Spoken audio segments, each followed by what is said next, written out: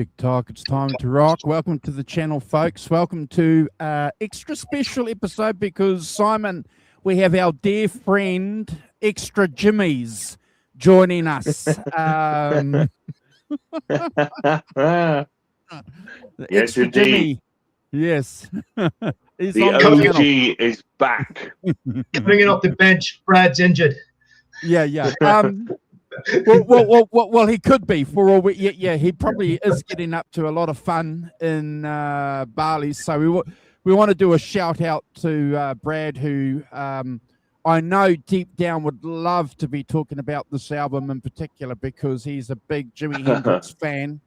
But it was this album or a Doors album, so we kind of did a group consensus and said, well, let's do this album and leave Strange Days for Brad because that was the lesser of two evils, Simon. Definitely. Although I think we should have done them because he was away. Just out of spite. Stop stunning yourself in Bali and get back to work. That's the message from the 5150 show. Otherwise, you're fired. Yeah. Before I pass it on to you guys, because I know you guys have got a couple of things that you want to say too. In particular, I think we need to do a special shout out to his boy who turned 18 a couple of weeks ago. Yeah, Elvis, 18. Been very close to the show, Elvis. So, Elvis, if you're watching this, I'm sure your dad will pass on our collective greetings to you. But well done, 18. Enjoy this year and have fun. Make sure you keep out of trouble a little bit. You can. No getting arrested for graffitiing and stuff. It's a good age. Yeah, it's a great age. It's a great age because I feel like I'm still around that age too. Trust me, it never leaves you. Part of me does. Part of me doesn't.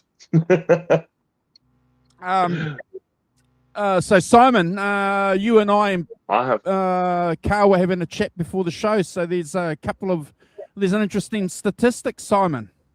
We have with a milestone coming right up. So get your champagne on ice because we're at 1,932,000 views. So we're approaching 2 million views. For our little channel is quite something. And the second million has taken way less time than the first million. It's amazing. That's a tribute to the amount of work you do, Andrew, in shorts and all of that stuff. But more than anybody else. But it's I think it's an amazing achievement to get 2 million views.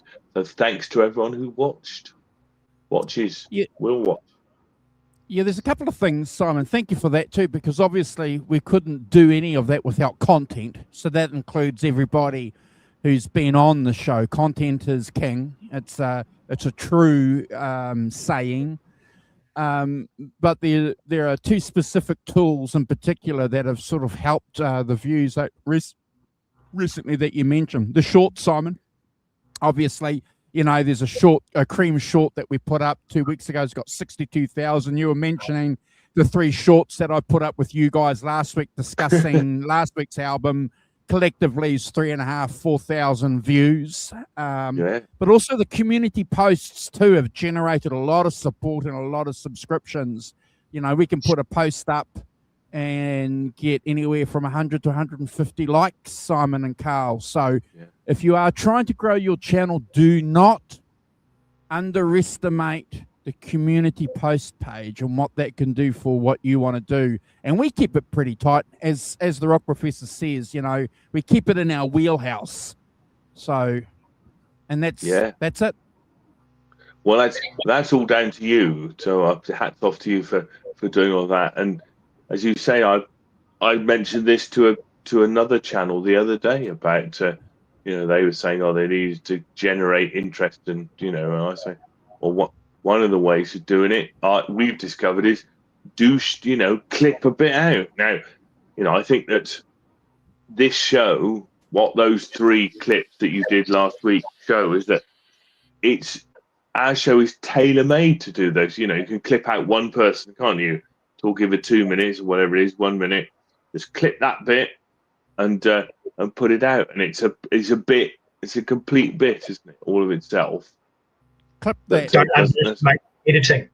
Editing, a little bit of editing. So I want to pass on something to you guys. If you can help me, if you can remember, and if I remember every show, I'll ask the co-host to do it. If you have something in your notes that you think is earth-shattering, or it was an epiphany for you when you thought or discovered this point, when you make the point, just say, clip this. And it just makes it easier for me to find it in the program when we go to make the clips. So I want to try that this show, guys. When you make a couple of points, if you could say that, and we'll see how well we go. So thank you, guys. Thank you for that, because at the end of the day, it's down to you guys as well, because if you don't have content, you've got nothing to clip.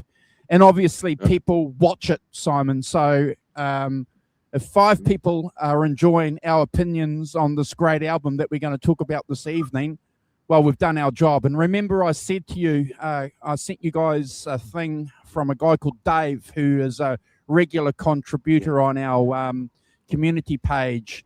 He went and dug out his British blues albums that he had been buried for years, Simon, and started listening to them. And he's well and truly in his late 60s, 70s, because he saw the Stones at Madison Square Garden. So he's not a young man.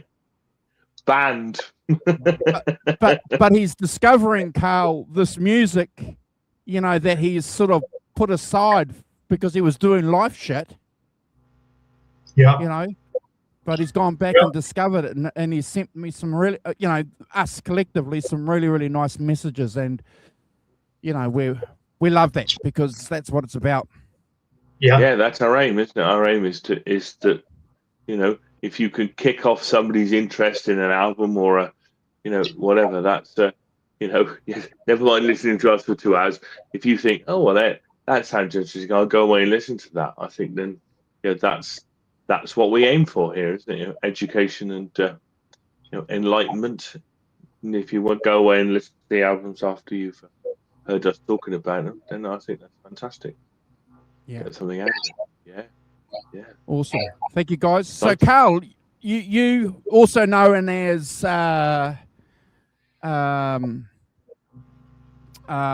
Extra Jimmy's, have picked this album that we're going to discuss this evening. So do you want to give a bit of an intro on the album before we go and rank the tracks, please?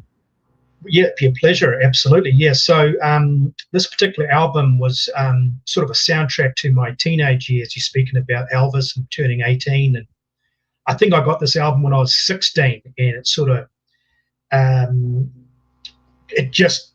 had a, how you buy your first car, and Andrew can remember these stereos, Alpine stereo with the fluorescent green neon lights. And it was like the stereo I have. And my dad gave me some BMW speakers, some old speakers. And wow. So I had the record, and then those days, I dubbed it onto a cassette tape for the vehicle, for the car. And it's just, I've got great memories. So this particular album is a bona fide compilation. It was released while Jimmy was alive. It was released first in England, Smash Hits, with a different cover, April 12th, 1968. And typical of the English-American Association, the cover for the American version was different, and it had 4 or 5 different tracks. Sure. Released a year later, July 30th exactly, 1969. So both authorized releases, both great compilations, all killer, no filler. So just, I've got great memories of this album, and it was a highlight today to listen to the whole thing from side 1 all the way through to side 2. And so I'm looking forward to ranking the tracks, guys. Awesome. Thank you, Carl. So we're going to start off with Carl, then the rock professor and myself. But before we do that, Simon, do you want to share with us quickly your experience with this particular album, please? Yeah, well, to be honest, I've not really listened to this album before this week. I mean, clearly, well, because I've got all the albums. Oh yeah, you know, I've got Are You Experienced and etc. And because I've got all the albums, I never bought a Jimi Hendrix compilation album, really. So it's been great to do this, because I know 3/4 of the tracks on it, but there's the deep cuts, the ones, the B-sides and things that I don't really know, like 51st anniversary and things, songs like that. Don't really know them at all. So it's been cool to get them in a slightly different setting. But yeah, because I've always had the albums. So I've never bought a compilation album of Hendrix, really. So yeah, it's new to me. Awesome. So we've got Arvin in the chat, Gretch Zeppelin and Hugh in the chat. So thank you guys for joining us. Morning all.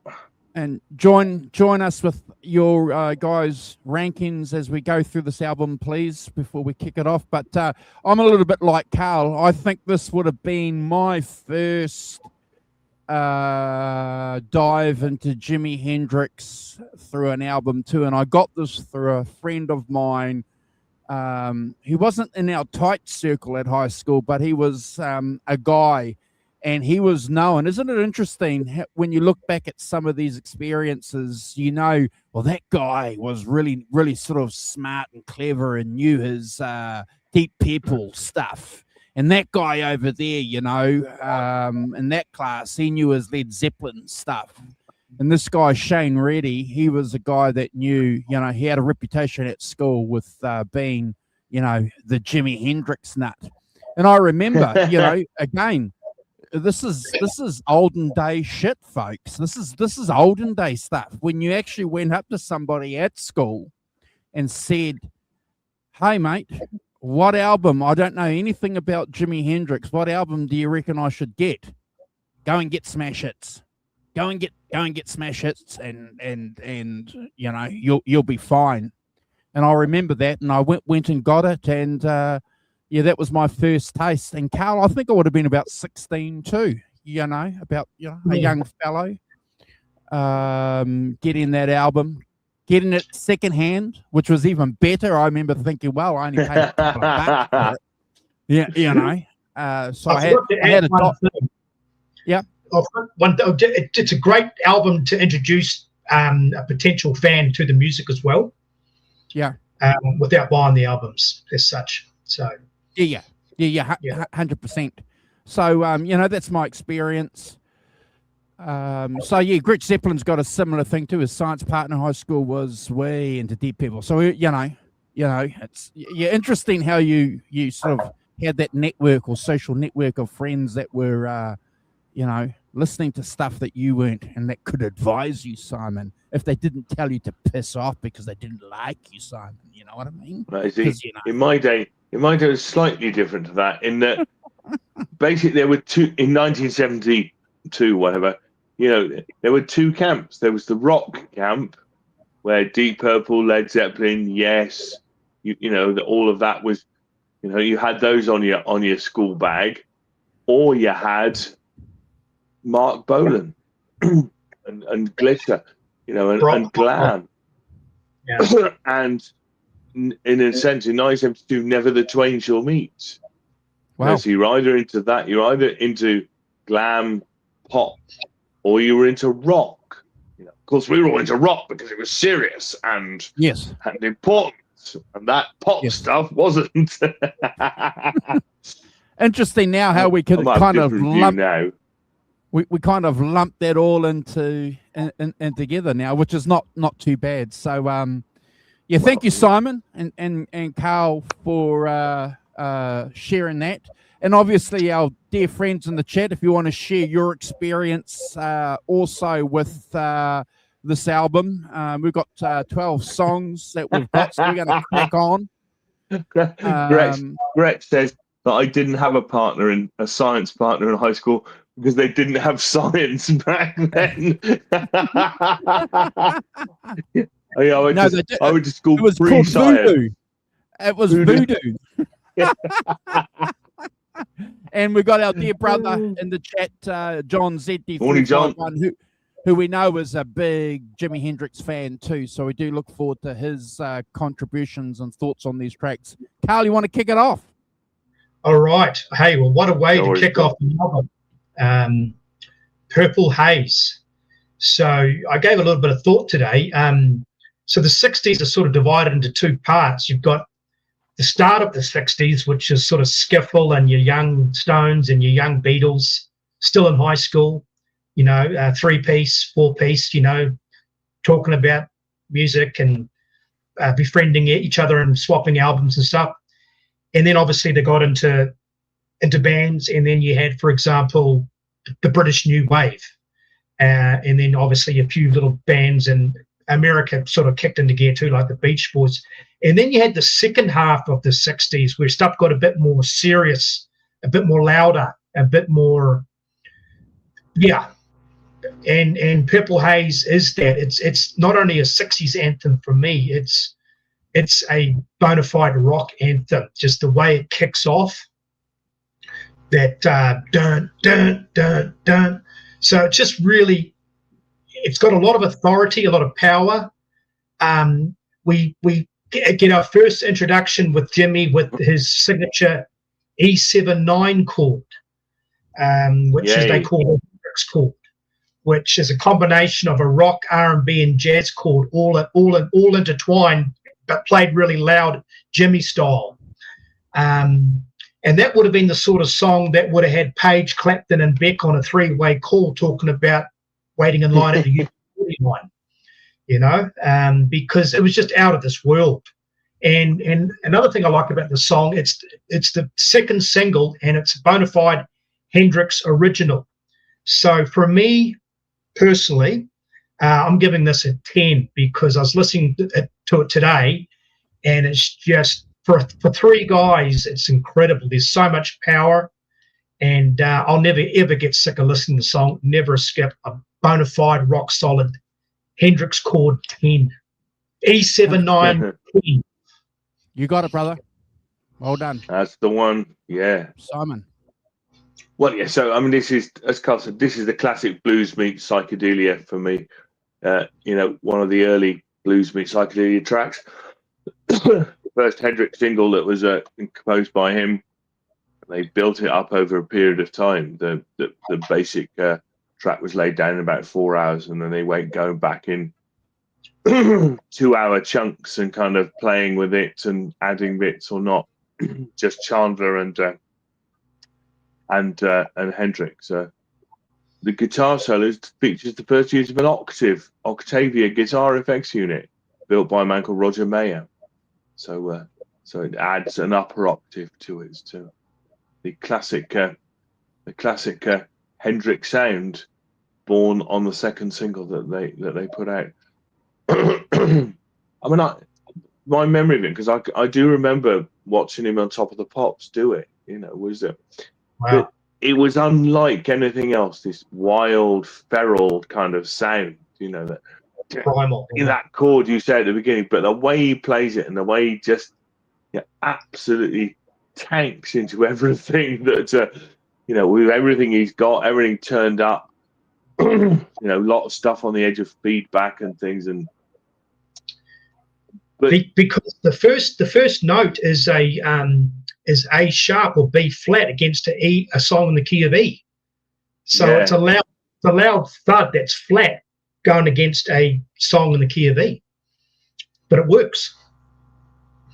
Yeah, no, absolutely, it does work, and it's amazing, and that's my memory of it. Really, is that kind of, if you compare it against other stuff from 1967, it has a kind of wild, you know, almost, you know, and it's very interesting that it's occurred to me the other day that Hendrix in person, very shy, quite a shy bloke, oh look, the boss is back. Quite a shy bloke, and yet the guitar playing is, it's all in his guitar playing. But I mean, I thought it was the same with David Gilmour. David Gilmour's got a very shy, sort of retiring English bloke, quite reserved, and yet getting to that Belly Cuda, good morning. But when he plays, all the emotion, all the feel is in what he plays, not himself. It kind of comes out. Same with Hendrix, wild thing. Belly Cuda, you're right. I mean, I was going to mention that next. The fantastic bass playing and a wild jazz infused drumming that Mitch Mitchell does is just, they complement Hendrix perfectly, don't they? I mean, on all these tracks, the fact that almost you feel like the drums are almost the lead instrument, a la Keith Moon kind of thing. But it's an extraordinary track, amazing kind of wild feral sound, fantastic. 100 Brad score from me, 100 out of 10. And yes, I know, yes. Welcome to the world of scoring on the 5150 show. But yeah, 100 out of 10 from me, an absolute blues, psychedelic blues classic, and transcends its time. An amazing record. Andrew. Awesome. Thank you, Simon. And thank you, Belly Cuda. Yes, we love talking about Jimi Hendrix here on this channel. So please subscribe to our channel while you're here, and I'll make a point of subscribing back to your channel when this show finishes. And we appreciate any comments that you want to make on this subject because we're all friends here. Carl, you've hit the nail on the head. It's a classic intro, isn't it? It's just fantastic, that riff. And also the famous line, "Excuse me while I kiss the sky." It's just a mantra for that psychedelic rock period. These simple lines and lyric from these great songs, and there's a couple of other tracks coming on which you could classify as manifestos for this era. But this song certainly is just one of the great rock and roll music song pieces in the world, from a band that was just roughly jammed together, put together. They didn't go through the hard roads of touring or anything. They were just, managed together. And, that chemistry between the three of these guys was evident on the word go. If you're listening to this track on this album, you're blown away. I think it's incredible. I just love the lead playing. You have to listen to the song, folks, through headphones too, because you hear the oohs and the ahs in your different ears by Jimmy. It's incredible. It gives the song, besides the bass and the drums giving it its depth, the vocal engineering, the vocals tracking as well, just gives it that kind of, that kind of depth as well, and another level that could have kind of freaked a few people out, but certainly freaked me out when I was 16 years old. And guess what, Carl and Simon? It freaks me out now when I listen to it. And I too have given this a Brad score. Never a skip. Great song. Carl. Wow. Okay. So yes. What a great way to kick off the album. So song number 2, Fire. Okay, and for me, listening to this today, it really highlights how much of a powerhouse of a trio they were and how good they were. We've got to remember there's only three people. When we think of bands, we think of 2 guitars, a keyboard, maybe a sax player. What these guys are doing with just 3 guys is incredible, and what a way to highlight their talent with this particular song. So. Obviously, Jimmy's centre stage singing, great guitar playing, but here's a clever here's a nod to Mitch Mitchell and his incredible drumming on that particular song. Unbelievable. So what I like about the song is just a great rock song, great tempo. It's really get off your chair, get off your tail. The solo is a real stabbing sound. It's minimal notes, but pure Jimmy, loud and effective. Great lyrics, a party song essentially. obviously it needs to be played loud, and nice understated bass playing too. So I'm going to give this another 10, and a hats off to each band member. Each band member gets a 10 on this particular song, so never a skip. And just as a side note, I played this in a band in my teens, and thankfully there were no smartphones, because I probably wouldn't want to listen to it. It's not easy. It's not easy to play. Are you saying it wasn't note for note perfection, Carl? But Well, yeah, no, I think you should say that, to be honest.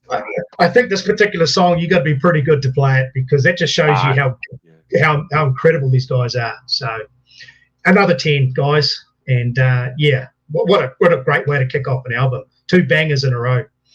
Well done.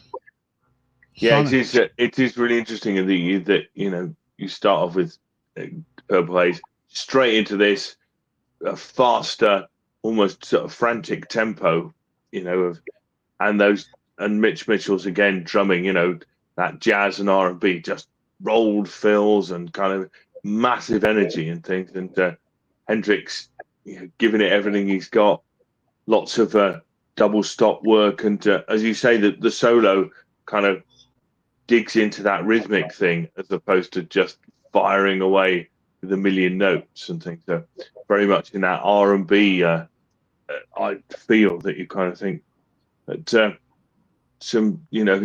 yeah. I mean, you got the call and response with Noel and Mitch, the sort of shouting sort of background vocals and stuff. But great fuzz guitar chords. You definitely got that fuzz guitar tone in here, and it's a very passionate song, isn't it? Let me stand next to your fire. No idea what he's talking about there, but and again, brilliant bass guitar playing as well. The amount of melody and that Noel Redding brings to the bass thing. It's kind of unique in this this format at this time. Hey Simon, So, could you move over, Red Rover?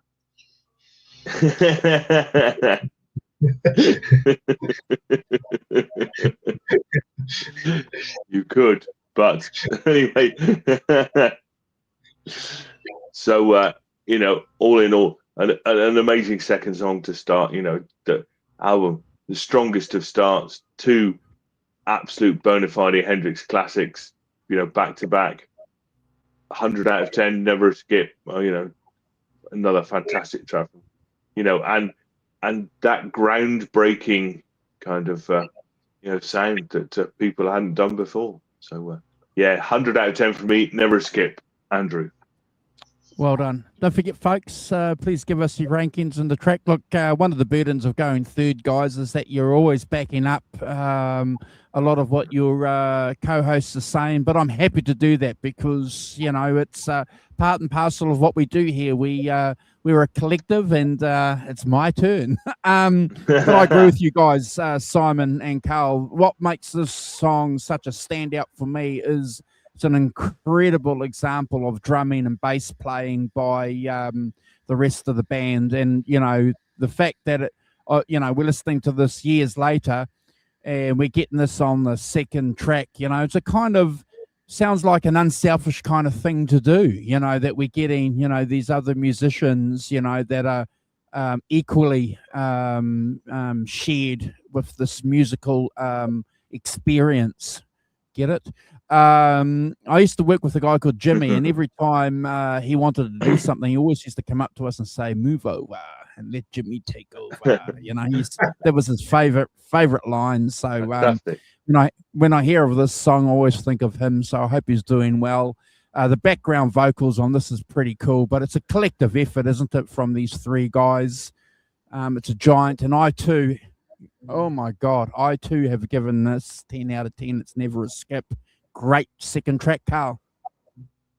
Yeah, wow. And so finally we get to take a bit of a break. We can get off the dance floor and maybe take a sit and talk to our date for the night. But the third song, Wind Cries Mary. So a lot of people, when you read about Jimmy, everybody wanted to hype him up as this wild guy, but he was a serious individual. He was a great songwriter, a poet, a generation, once in a generational kind of a guy. And this song sort of showcases his lyrics and his understated rhythm guitar playing. When we think of the Jimmys and the Stevie Ray Vaughns, etc., we think of wild guitar solos, which they can do, but don't forget these guys are incredible rhythm guitarists, which help layer the song. So it's a wonderful jazzy ballad, beautiful, just really beautiful rhythm lines. You can clearly see his sort of influence from the Chitlin circuit days, the mid 60s with Curtis Mayfield as such. And I just like the song because it's Jimmy with a gentler touch on a quiet night, and The Wind Cries Mary. Another great song. We're on a roll, guys. Another 10 and never a skip. No problem. Hey, Al Bundy, thanks for joining us. So yes, I mean, if you didn't have two classics, they've got a third classic. Possibly somebody. I think could say his best song is again we've now gone from two fast up-tempo songs into ballads territory, and he makes such use. I love those kind of. The chords are still him, aren't they? They're still his chords. They're still not just straightforward, major chords. They've got other interesting things in them. I'm amazed at how spacious the mix is. The three instruments get a lot of room. The guitar sounds fantastic because he's got so much room to breathe because it's not 17 tracks of guitars. Sort of compressing it all down. It's just one track and him playing, and and that contributes to the sort of Wind Cries Mary. That contributes to that feel that give it the vibe that it's got. Lovely guitar solos. This is for me one of Hendrix's greatest song. I think beautiful expressive drums, fantastic bass, and Belly Kudrow mentioned this. The way that the bass and the guitar both play the same things in a lot of places. The bass follows the guitar, that they give it depth and clarity. Beautiful bluesy melody and feel. It's just and the vocals up front in the mix for once. It's Hendrix. You can see the other ones backed off a bit, but not in this track. Up front. Sort of intimate, sort of breathy vocals. Again, for me, 100 out of 10, never a skip. Three absolute classic songs to open an album. You couldn't get stronger than this. You might get different, but and the influence, of course, with people like John Frusciante to Curtis Mayfield. That Hendrix influence is all over. Absolutely anybody you care to mention, really. But this very classic song. Andrew. Cheers, Simon. Belly Kudrow, I have to agree with you. Wind Cries Mary, Stands Besides, Castles Made of Sand, and Little Wing for you. Absolutely for me too. And I have to agree with what you guys have said about Wind Cries Mary. I never forget the first time I heard this song, that beautiful chord progression, and it's Jimi Hendrix. This is one of the defining songs that gives you an understanding of that Stratocaster sound. We're going to hear other examples of that Strat sound, as we move on in this album. But this is one of the key songs because you can hear every note, Carl, on that's been played, and it's not being buried behind fuzz, which is important, or the wah, which is important. This is a maestro at work with his fretboard, and just doing it so well. It just continues to blow me away. The guitar solo is delicate and it's beautiful, isn't it? It's a masterpiece in just slow blues precision, which is an important thing that he would have learnt as you opened up with Carl on the Chitlin circuit. You've got to have the rockers and you got to have the slow songs. And Yeah. this is Jimmy's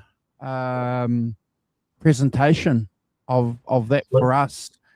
When I hear this song to this day, it just blows me away. It's up there with Little Wing, one of my favoritist Jimi Hendrix songs.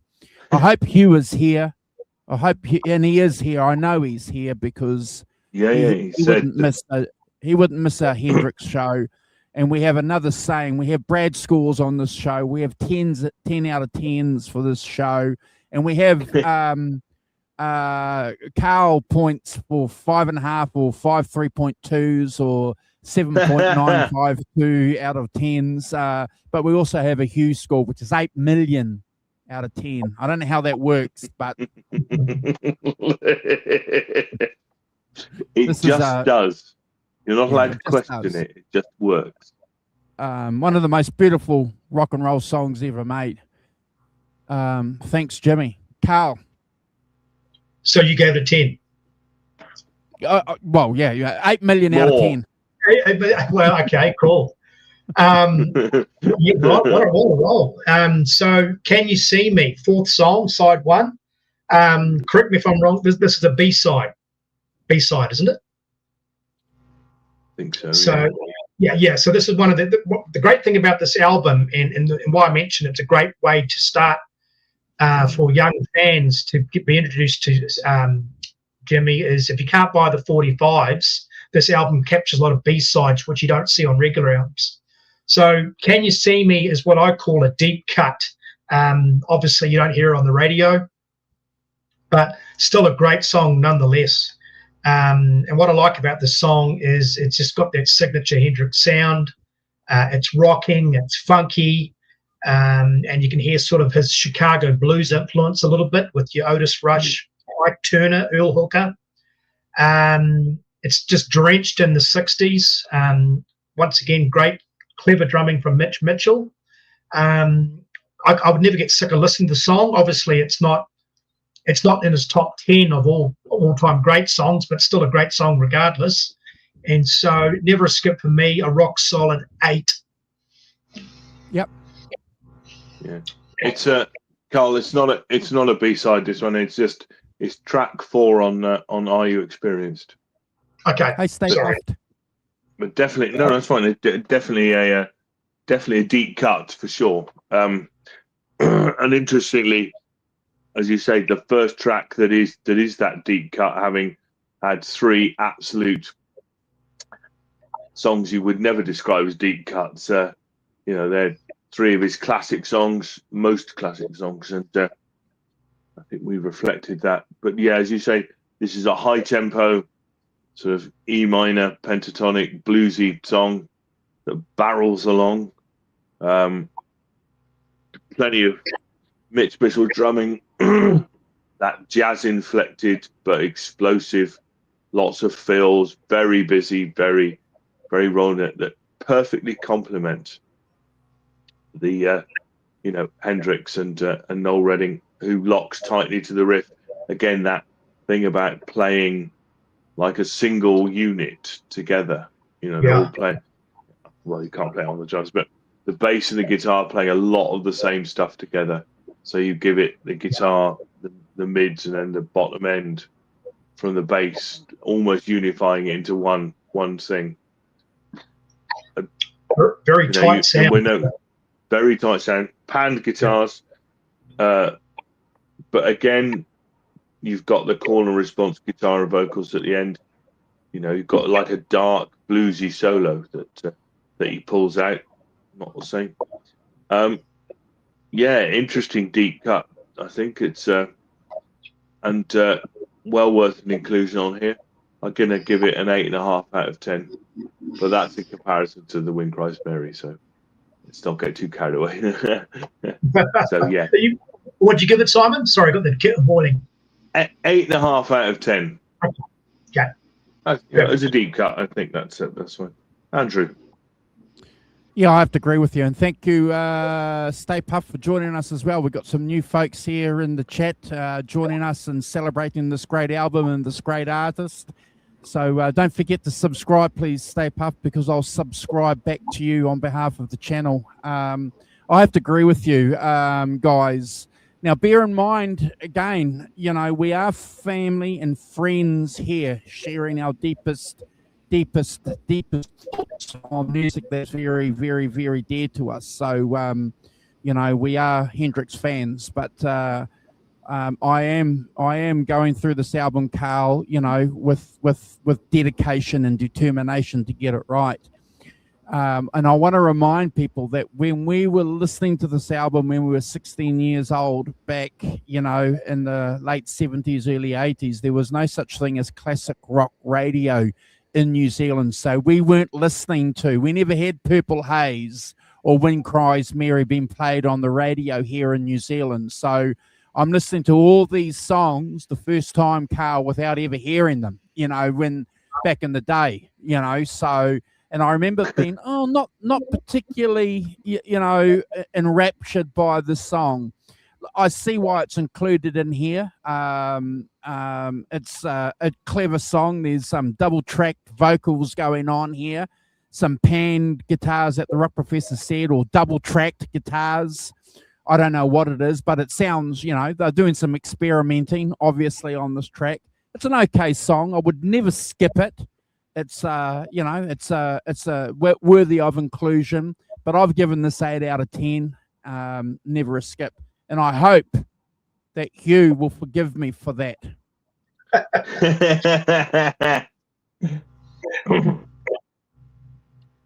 Wonderful. Carl. So, okay, so moving on. Last song, this is the last song or the second to last song on side one? Yeah. When it's time to flip over, tell me and I'll throw some picks up. Yes, second last call. Okay, second last. Okay, so we're moving on. 51st anniversary. So once again, another deep cut. I think this might be a B-side to Stone. This was a B-side. Yes. 100%. Yes. So, yeah. So this pays homage to, once again, Hendrix's clever songwriting. Unusual lyrics. Is it about marriage? Is it about his parents' marriage? Is it about marriage in general? But I mean, here we have a song where it just works. So clever. Once again, it showcases the Powerhouse Trio. It is a deep cut. Hey, it's a great song in between the monster anthems, because you can't listen to anthems all day. Deep cuts are a nice break, and ballads a nice break. So it flows really well with the other tracks, and I'd never skip it. So for me, it's another 8. Yeah. I think that's yes. I think, you know, that you've got that contrast between the you know, the bona fide hits and the classics and the more deep cuts, and I think, you know, the deep cuts on here are really worth it. Yeah. You know, although clearly, you know, this is a B-side, and therefore, you know, is going to be lesser song than you know, the ones that are included on albums and things. But it doesn't stop it from being interesting and bringing sort of that kind of swinging groove with R&B, you know, stuck in the R&B roots and things. It's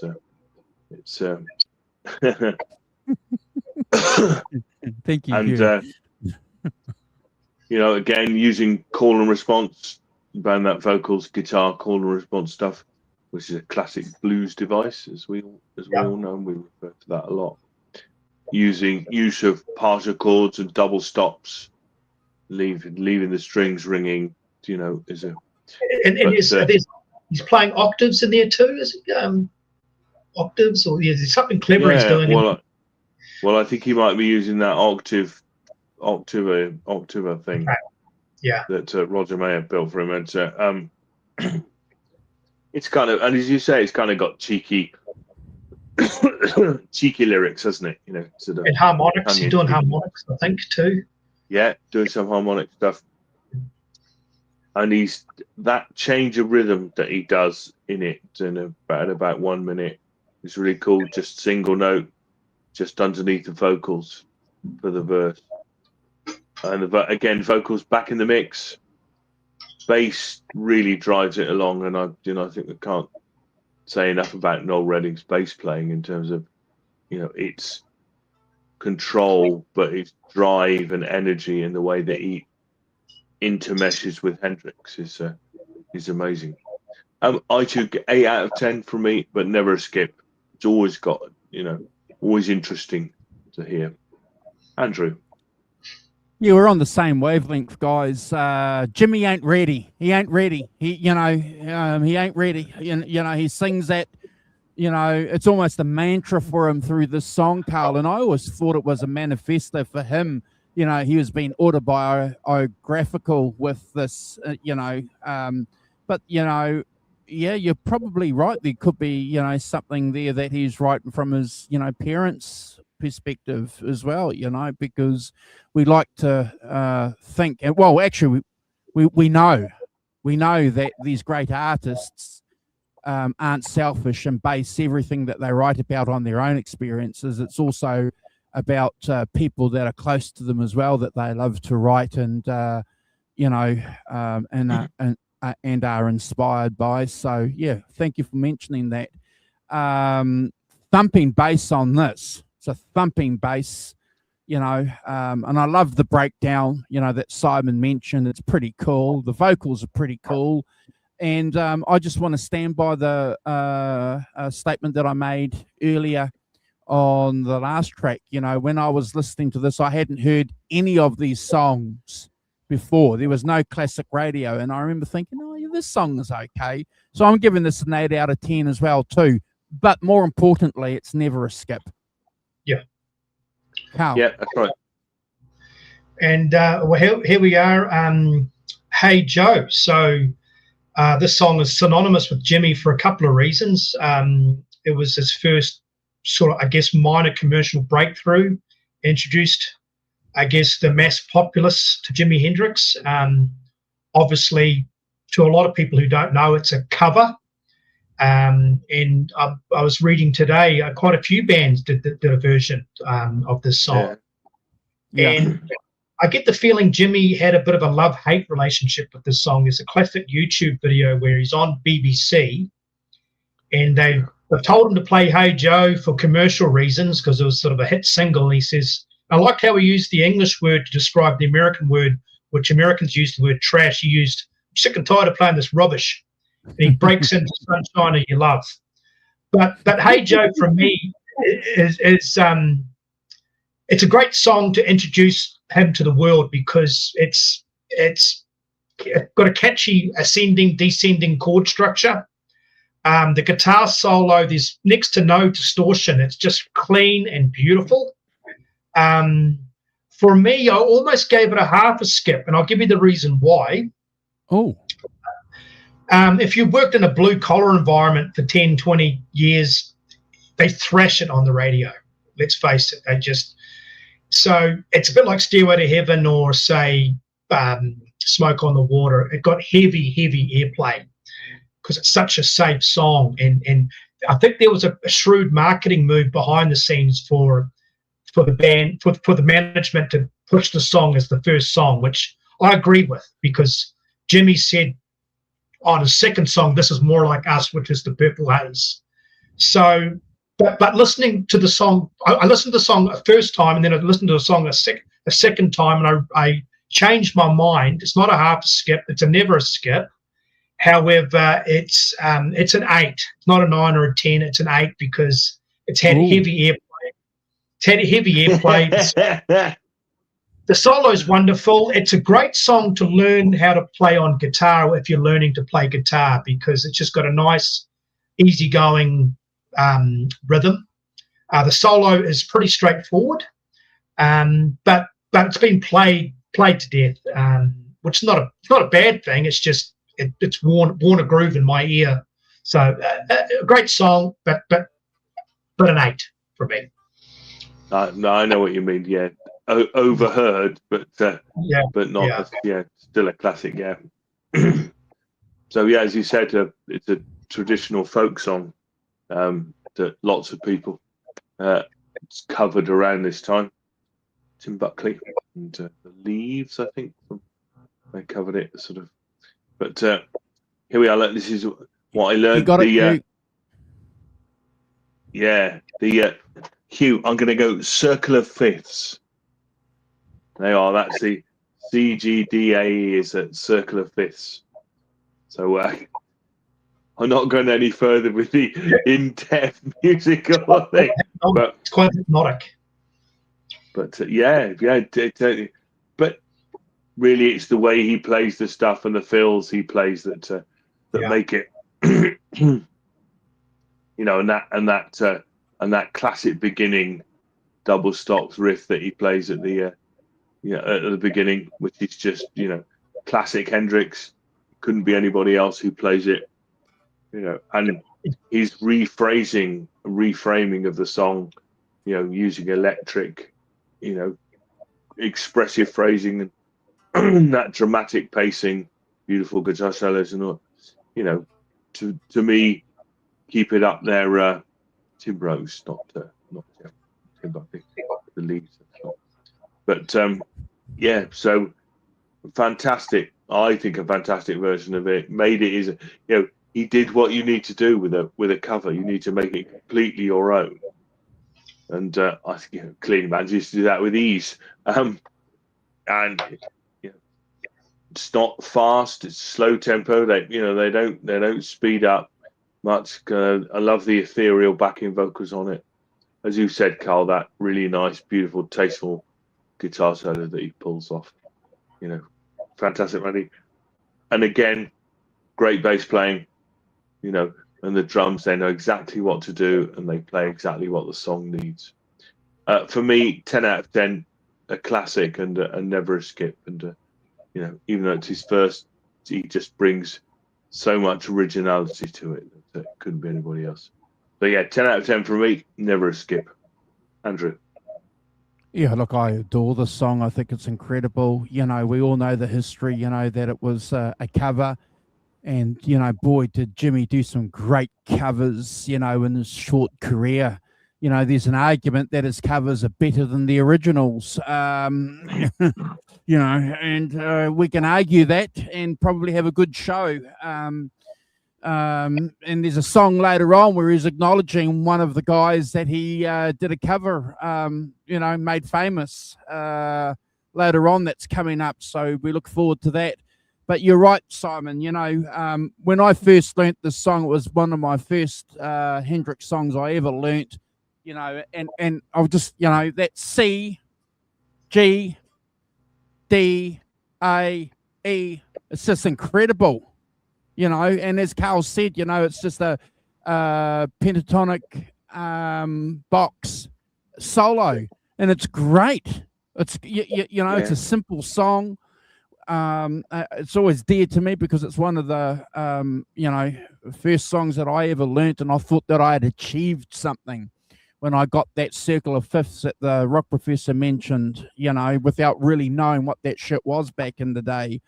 The vocals are incredible. I think it's just brilliant. I've given this a 10 out of 10, and it's definitely never a skip. And I don't want to make a conclusion here, but I get where Carl's coming from with songs being thrashed. And there's one thing though that we try not to do here, because there's a lot of songs, that we listen to on some of these albums that get played on classic hits now, but back in the day they weren't being played. But now, Hey Joe gets thrashed 30 times. Well, it's not Jimmy's fault. It's a corporate model. Yeah, you got it, Carl. So I get where you're coming from, bro. And that's all good. If someone gave me 8 out of 10, I'd still be happy. Coming from you, they certainly should be. It's an A minus. It's an A minus. So there's a challenge, Carl. So you got to give Karl marks out of 10 after the show in the comments. Did you say Karl Marx? Did you say Karl Marx? Oh, Marx, I did say Karl Marx. But Oh, Carl, no, he can get out of here. Have you been to the World Economic Forum? with a Davos? K and without the well done, with a K and out the X. That's what I'm saying. Yeah. Oh, man. Oh, Mark, yes, get in. Brilliant. So some photos. All right, boys. So just give me 2 seconds. Yeah. So we got some great conversations, like a Rolling Stone, Wild Thing, all along the Watchtower. You know, he did some great covers, didn't he? Which, you know, there's an argument that they're better than the originals. I'm going to stand by that. Sergeant Pepper. Sergeant Yeah, yeah. Pepper. Yeah, Sunshine. yeah. You got it. Yeah, I tell he you, was doing it. great album. I'll add a bonus for everybody in the audience. I own it. Is the BBC sessions. Oh yeah, yeah. He does Hound Dog. He does Hoochie Coochie Man, Day Tripper. He was just having a lot of fun in the BBC studios. I think John Mayall might have been in the audience in the studio. So, yeah, essential listening. So I've just picked a couple of photos, guys, because we're familiar with Jimmy. So this is the album cover. Always dug that. Always thought it was pretty cool. It is super cool. This is a famous pic of him with the jacket on, growing his hair out. Just, you know, an icon, Simon. And we saw Jimmy wearing a jacket like that and Steve Ray Vaughan. Yeah, yeah. It's very English, isn't it? Mid-century. Wow.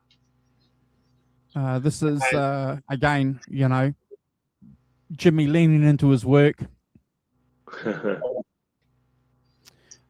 a classic pic from the Woodstock gig. Yeah. Unbelievable. Incredible performance. And we've discussed that a few times here on the channel. And if I remember, when I edit this video, I'll include some links if you're watching on replay, if you want to go and check out. So we've done some great shows on that Woodstock performance.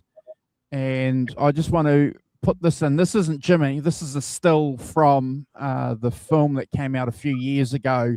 Unfortunately, it doesn't feature Jimmy's music, but the performance by the guy, Andre 3000, you know, acting as Jimmy. And it's a pretty good reproduction of how Jimmy was discovered.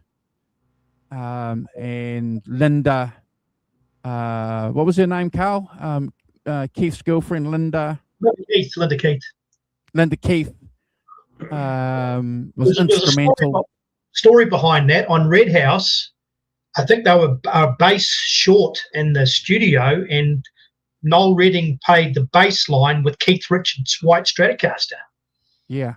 That's a true story. So go and check that Noel film Redding out. was a guitar player, wasn't he? But not a bass player before it. Yeah, but like the same as Tommy Schmidt. Afterwards. Awesome. So go and check the film out anyway. And while we're there too, we like to talk about books. Go and check out this book here, because a lot of my research is done. This book here called Crosstown Traffic by Simon. You know him really well, Charles Murray. Charles Murray, yeah. Go and check that out. It's a great book. This one here is even better. Jimi Hendrix, musician by Keith Shadwick.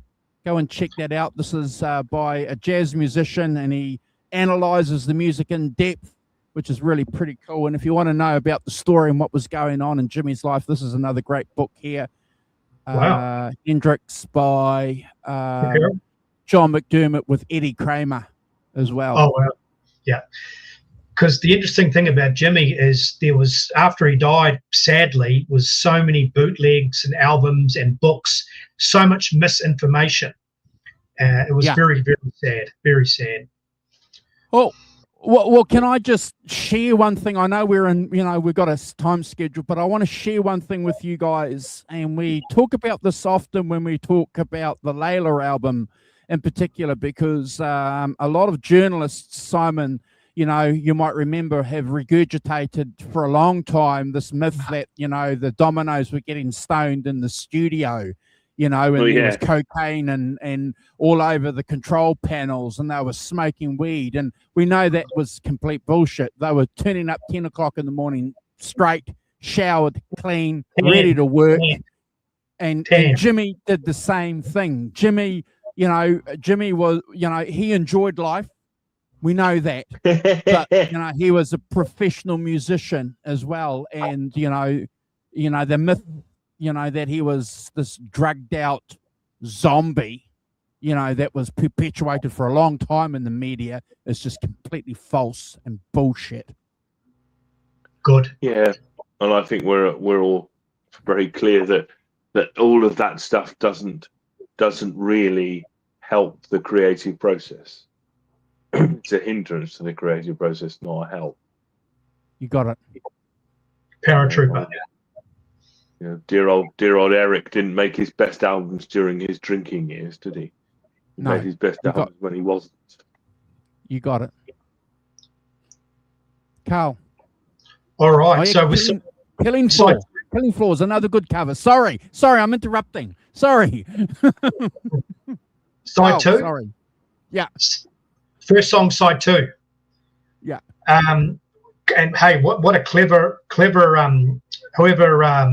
organised the track flow or the track listing is what a way to jump off side two. So Stone Free. If you ever want to talk about a 60s anthem, this is way up there.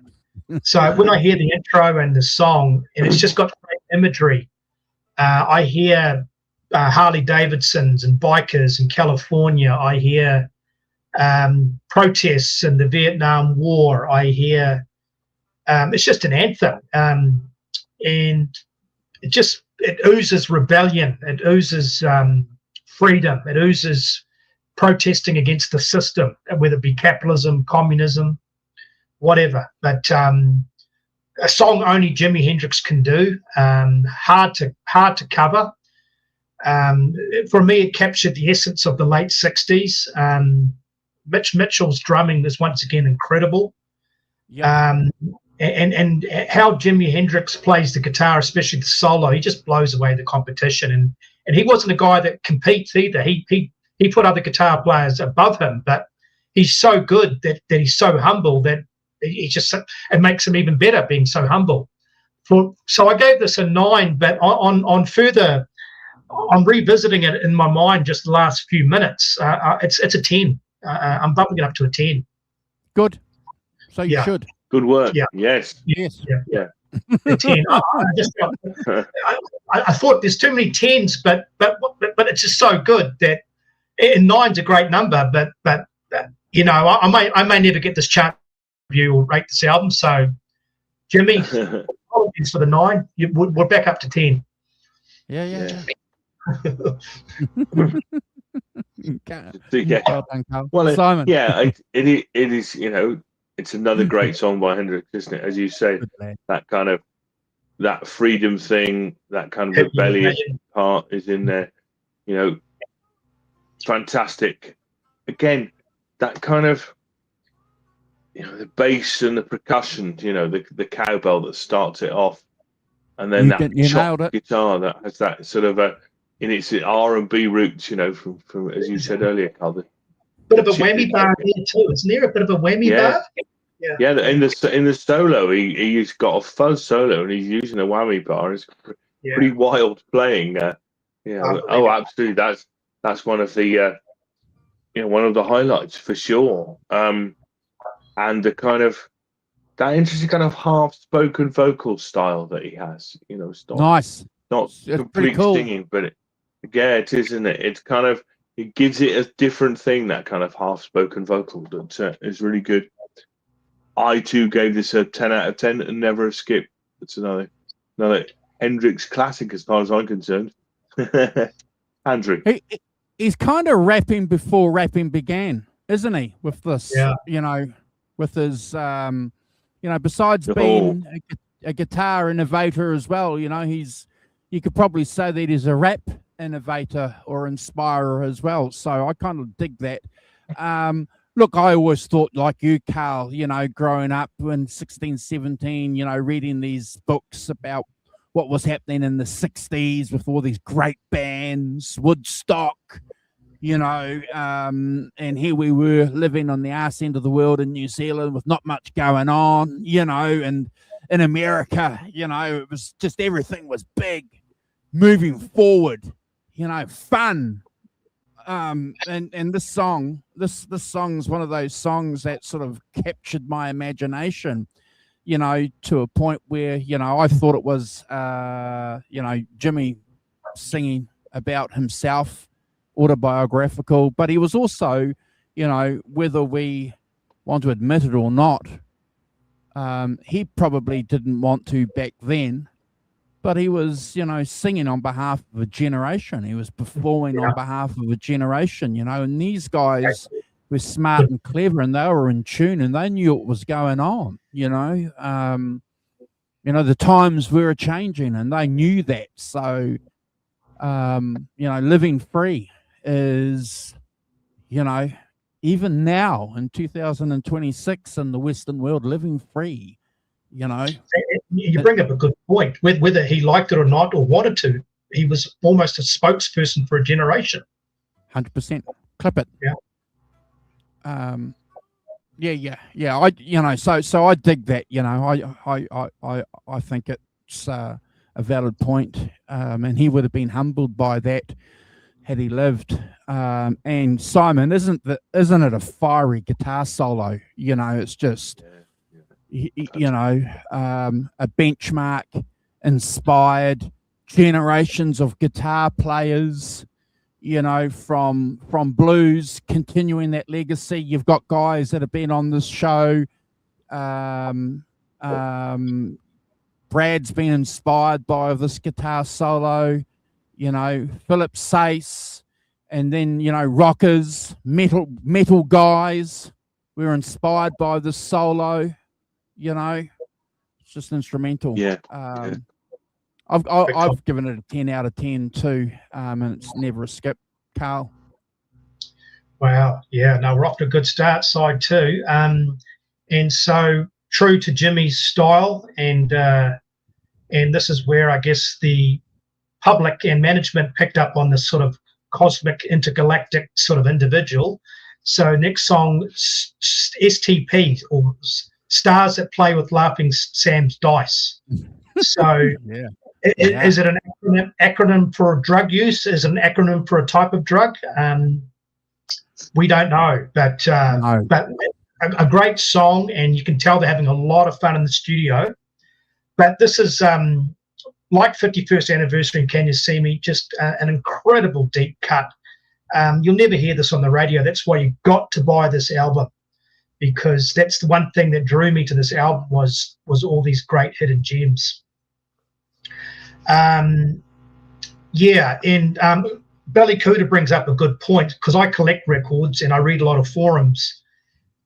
The unfortunate thing about Jimmy, and it happened with the Stones and the Beatles and a lot of bands, is the studios and the engineers were trying to figure out panning and mono and stereo, and there was a lot of fake stereo and a lot of what they call fold downs, where it was recorded in stereo, then they fold it into a mono mix. So apparently in France, you can get genuine. When Jimmy recorded the songs, they sent the master tapes around the world. A lot of them got destroyed or misplaced, but France ended up with some of the best cuts. But that's another story. But for me, this particular song really highlights Jimmy's just exceptional guitar playing. The solo is out of this world, and this is where we can see Jimmy's alter ego with his cosmic intergalactic time traveler. Is just there's a great artist from New York called Nona Hayte, and she did a lot of great artwork and posters. And in San Francisco, there was, I think it was called Black Light or Blue Light or something, with those hippie type tie-dye T-shirt posters. And Jimmy was the forefront of all that sort of color and energy and fluorescent lights. And this song just encapsulates that whole late 60s. All of a sudden, black and white become a kaleidoscope of colors. Everything became, where anything was possible. You didn't need a pilot's license. You could travel to space by listening to Jimmy. So I'm giving this a solid, rock solid 9, almost a 10, but like the individual mentioned before, the recording is just a fraction buried. if they've got it right, it would almost be a 10, but a really good 9 from me. A great song, a hidden gem, a deep cut, never a skip. Clip this. Can you type in the name for Ballycuda of the lady that you've spoken about, please, Carl? Oh, Nona Hatay. Nonahatay. Thank you. Simon.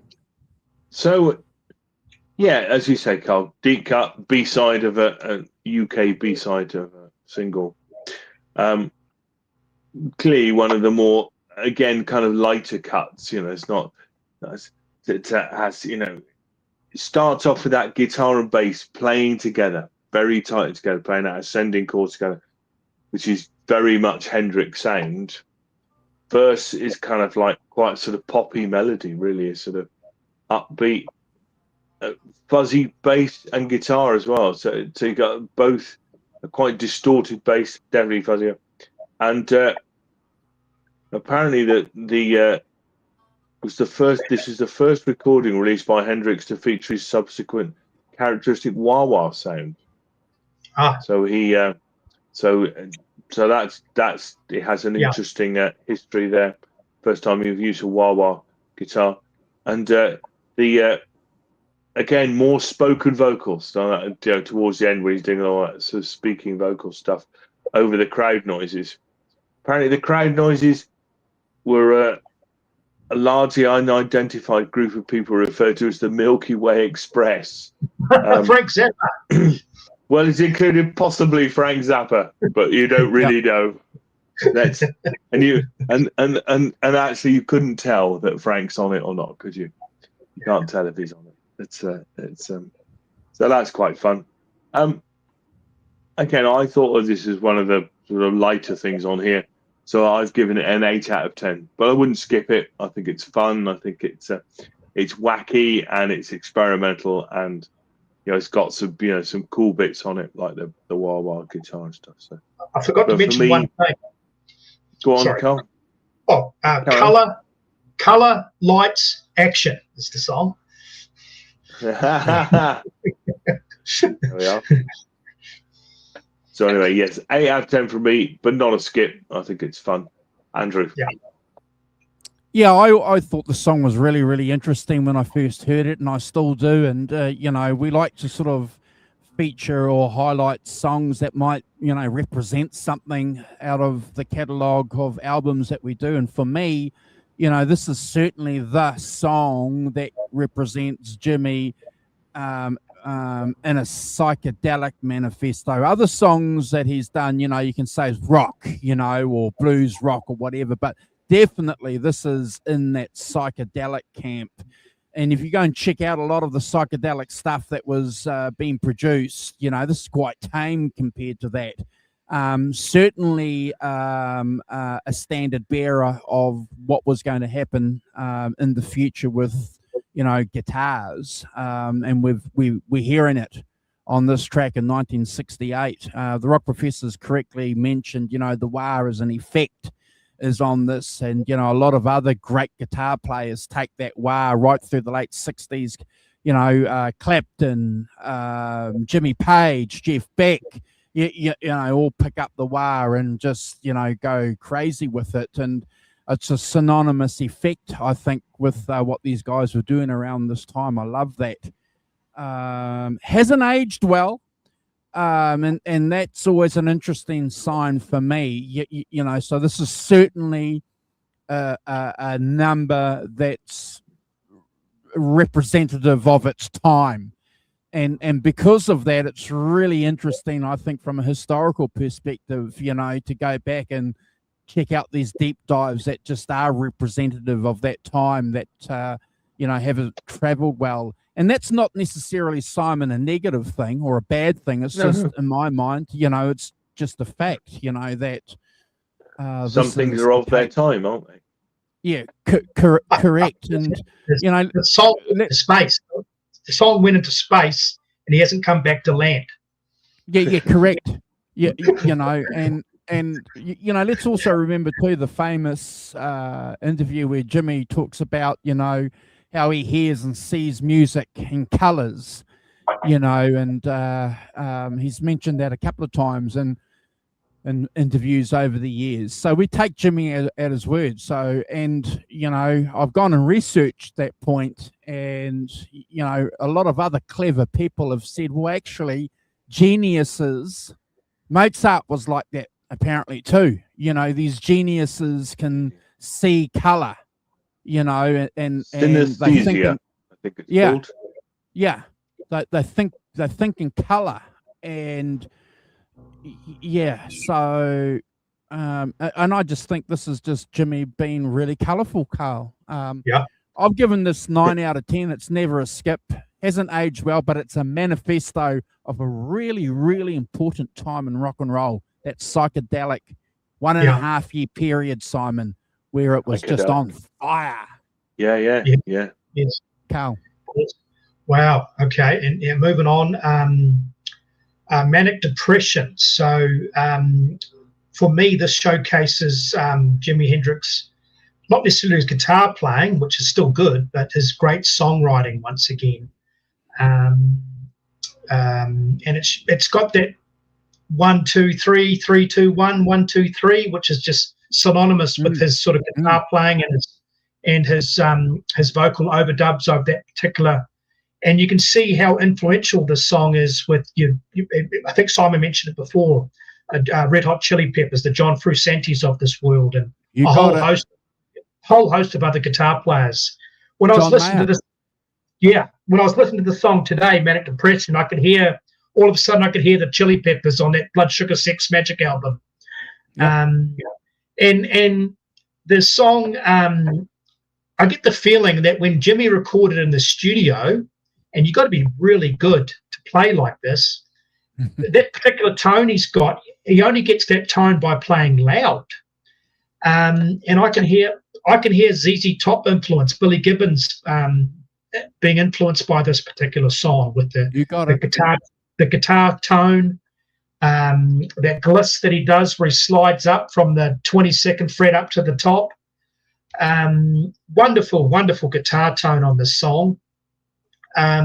Introspective lyrics. You can hear the Bob Dylan influence. So when we think of Jimi Hendrix, we think of the colourful clothes and the wild, outlandish stage presence with the fire and the playing behind the head. But we forget about how clever he was as a songwriter, and one of his main influences was Bob Dylan, hence the song All Along the Watchtower, which Jimmy put his own feel on that, obviously. But to wrap this up, just a great effort by all the guys in the band. Unbelievable. A rock solid 9 from me. Yeah. Carl, as you say, that it's a 3/4. It's a waltz, isn't it? Which I only realised when listening to it, having read up on it a bit. And you go, so it is. Bloody is it? And I, normally I'm on a waltz like a mongoose on a cobra, but no, I never really sort of picked that out. So that was really interesting. I think that it's, that it's sort of going against the waltz meter, which is obviously that swinging kind of quite smooth thing. The tempo is aggressive, isn't it? And driving and making the rhythm feel kind of anxious, as in manic depressive, rather than graceful, really. And clearly Mitch Mitchell's jazz drumming background is key to that. That tension between the two things, between the time signature and the way that it's played. It's and he's fantastic on it, as is Noel Redding. Again, the bass, the ascending bass and guitar riff over the drums to start. Same as in the previous song, that they put that in together, and then you've got the guitar playing the melody alongside the bass in the verses, and you've got tremendous, the drumming drives the song along, at a pace, kind of, as I say, at that slightly at odds with the waltzing. And then you've got the solo, kind of atonal to start with, and then kind of fast pentatonic stuff. And I wrote in wailing high notes, manic depression indeed. I think the solo is a pretty good representation of possible manic depression, but which is fantastic. again, and it disintegrates into feedback at the end. Again, for me, one of his classic tracks. You know, I can sing it if I think about it, and so 10 out of 10 for me, and never a skip. It's plenty going on. Andrew. Thanks, Simon. I just want to say thanks to Ballycuda, Al Bundy, and what does this button do? I've subscribed while our co-hosts were talking. I've gone and subscribed back to your channels, and I want to invite you. Also, Lone Eagle, Space Rock as well, who's joined us, to make sure you please hit the subscribe button when you're here and share our channel with your friends. Would appreciate that. And your comments and your interaction on this show has been incredible. Thank you. Carl, what an incredible song. What an amazing guitar solo too. Simon, I love the vocals, and the urgent drumming on this track is just incredible, isn't it? It's just, just a wonderful example of it. And we keep talking about wanting to get a drummer on to talk about the intricacies of rock and roll drumming, and I don't know a thing about it, but I can tell you one thing, Simon, when I hear good drumming, I love it, and this guy doesn't get enough credit, does he?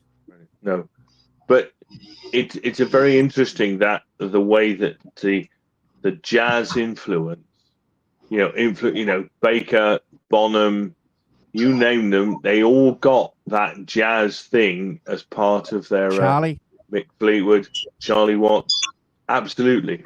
They've all got it. That kind of even Black Sabbath drummer, Bill Ward. Yes. Yeah, Bill Ward. Yes. Yeah, well, they're old enough. You see, they started at the right time, and that's part of their influence, and that feeds into whatever style of music that they're playing. Whereas now, I don't think that jazz drumming thing is, the influence is not really there at all. It's a completely different thing, and everybody wants to be the rock and roll drummer. Everybody wants to be John Bonham. Don't forget about the Dirty Mac. Keith, Eric, John Lennon. Who's on drums? Yeah, for sure. If I could do it all over again, in my teens, and if I would have taken music more seriously, I would have been on the hunt. No, but close. I would have been on the hunt for a drummer, preferably with a jazz background.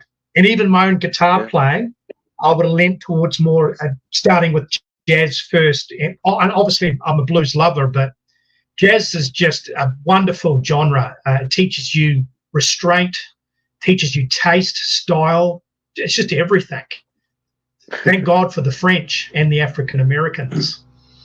Interesting that you should say that, because I'm going to go on a little slight tangent. So it's a long weekend here in New Zealand, and I've been listening to Kinda Blue for about the last couple of weeks. I've got a good friend of mine that brought a double bass, and he brought it into work, and we were just having a bit of a play on. And you guys know that I love playing bass, and playing electric bass and then going to play a double bass is just completely different. It's just a completely different vibe, and I just love it. I just think it's great. No wonder these records sounded so good with the double bass. Anyway, yesterday I was had a bit of time to spare, so I was channel flicking, and that 61 movie Paris Blue with Paul Newman acting as the jazz trombonist in Paris in 1960.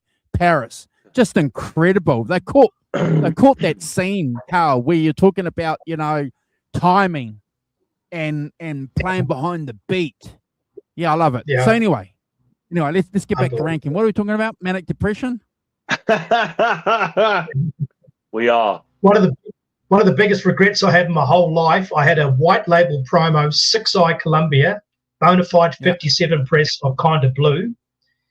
I had two of them, and I sold them. That's the biggest selling jazz album. Yeah, it's my favorite. It's the biggest selling jazz album of all time. For me, gateway to jazz. Gateways to jazz. Another great album. It's been reissued so many times, but but yeah, I'm glad you guys mentioned that. Just obviously the jazz influence. But so we're up to Highway Child, are we? Yes, we Well, are. I think Yeah, Mr. Walton needs to complete his manic depression there. Oh, yeah. You're shoving me along. You're shunting me along. Can't leave him out. You're shunting me along, guys. How dare you I shunt me didn't along? realise that he was halfway You through. two little as well. shunters. You guys are truck and trailering me. Oh, my Lord. Look, 10 out of 10. It's an incredible song. We'll shunt along. Go and check it out. Love the guitar solo, and again, captures this band really, really well. Love it. Carl, Highway Child. Yes. Once again, an incredible deep cut in one of my favourite. It's probably in the top 10 for me with Jimi Hendrix. What I like about the song is his songwriting's coming from a personal background of being on the road, a road dog, a rolling stone, a lone wolf, an independent spirit, where he lays his head as his home. Just him, his guitar. It's almost like got a gunslinger, Lone Ranger cowboy theme, and so clever songwriting. The groove is infectious. The guitar solo uses just 3 or 4 lines, interweaves those 3 or 4 lines with such precision. It's sort of, the guitar solo for me is a sort of homage to Chicago blues and the great Buddy Guys, the Otis Rushes, the Hubert Sumlins, and there's a little hint of Chuck Berry in there too from me. So I'm going to give this a mammoth score of 10. I just love the song. It's a great song to listen to in the car. Yep. And it's just you can feel the highway, you can feel the desert, you can feel the sun and the tumbleweeds and the dust coming in from the road, and it's just got great imagery for me. The song, I love it. 10 times 10 times 10. A 10. You got it. You got it. Yeah. You got it, Charles. Yeah. It's a kind of snapshot of Hendrix before full psychedelia, isn't it? It's rooted in blues and R&B, but already bursting with personality and energy, urgency, whatever. It's starting off with your guitar playing solo at the beginning. Again, the bass kind of smoother sounding, and the drums kind of much straighter on this, keeping the beat a lot more, not much less of that jazz kind of fills and things like that. Just keeping it down, and all the more interesting for it because it's contrasting with what pretty much everything that's gone before, which is really busy. And I think that's it's important in these things, isn't it? You have contrasts in tracks and things, and to have this on, after manic depression is a bit of a change of pace, change of vibe, change of feel to it that I think is really important, and showcasing that, the early Hendrix, rooted in blues and R&B, I think is really important too. I think that nice solo, bluesy, fast playing solo, much more, not less of the psychedelics and things. Plenty of call and response guitar playing against the vocals and things. Classic blues thing. I too gave it a 10 out of 10 and never a skip. It's well worthy of its inclusion. I know it was only a B-side, but worthy of its inclusion for that kind of fresh approach and when he was young. Andrew. Yeah, it's a song that influenced Bono and The Edge from U2 before they recorded the Joshua Tree, and in particular Red Hill Mining Town. They were looking for some kind of gold in this American music, and they found it, and then that album was heavily influenced by a lot of different traditions, including this song. So Carl, you're right about this song capturing the essence of traveling on the highway, because that's exactly, to use two megastars.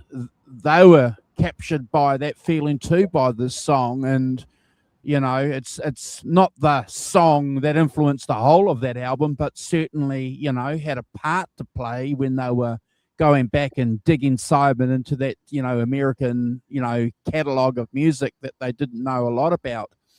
And I remember being blown away by that, because you kind of forget sometimes when you're listening to these songs yourself, you hear the cliches, and we've just used it ourselves. This song influenced a generation of guitar players. But when you hear an artist, talking about this song, it's like, oh, wow, even famous people love this shit, Simon, not just me, not just us. It's a road, famous people. It's a road anthem. It's a road anthem. You got it. It's an incredible song, and I agree with you. Almost Famous. When they're cruising along in the bus, going from gig to gig. It's one of the reasons why that film was so important. It sort of gives you that kind of visual experience of, this mood.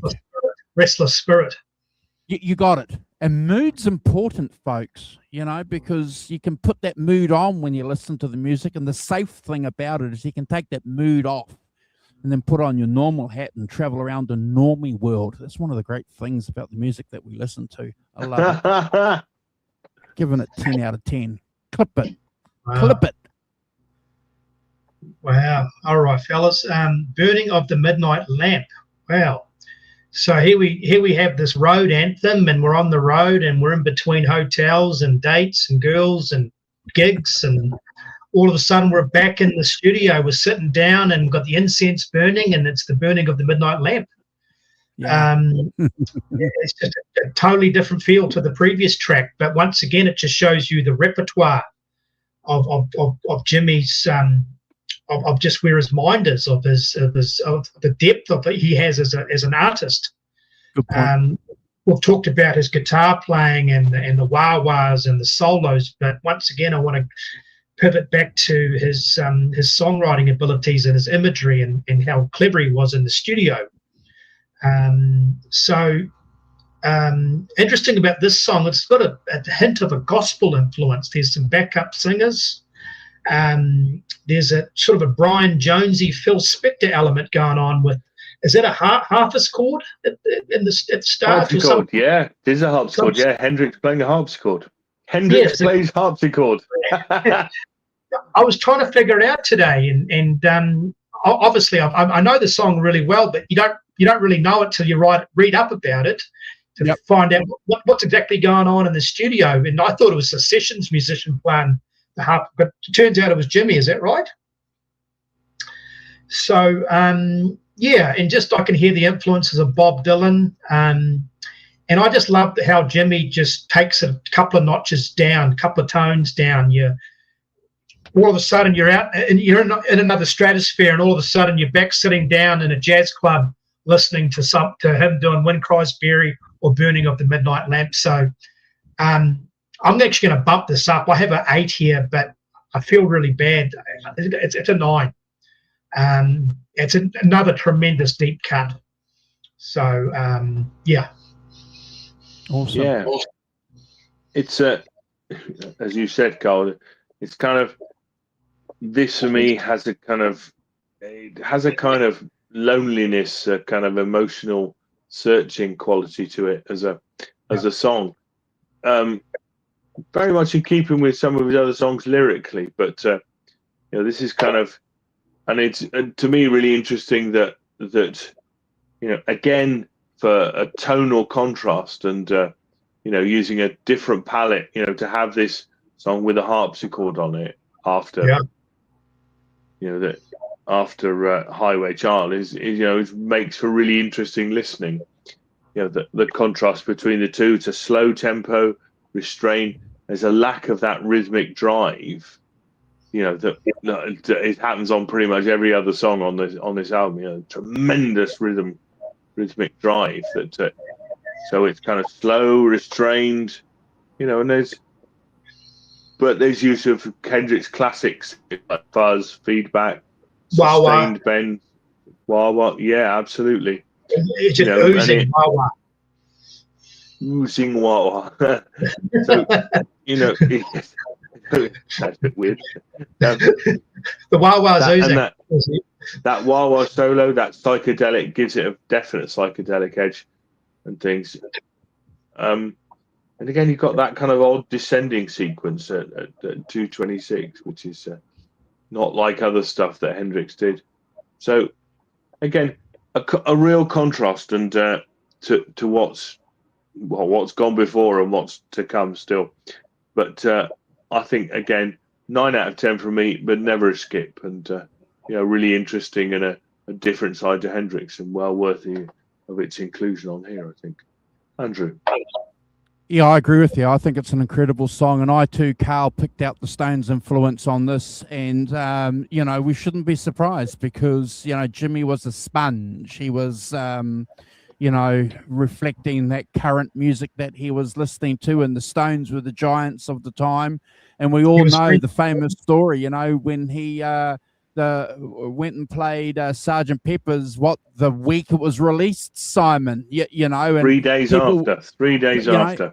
And people were begging him, saying, no, don't do it. But that was his way of celebrating, of giving it back to the Beatles, So, Carl,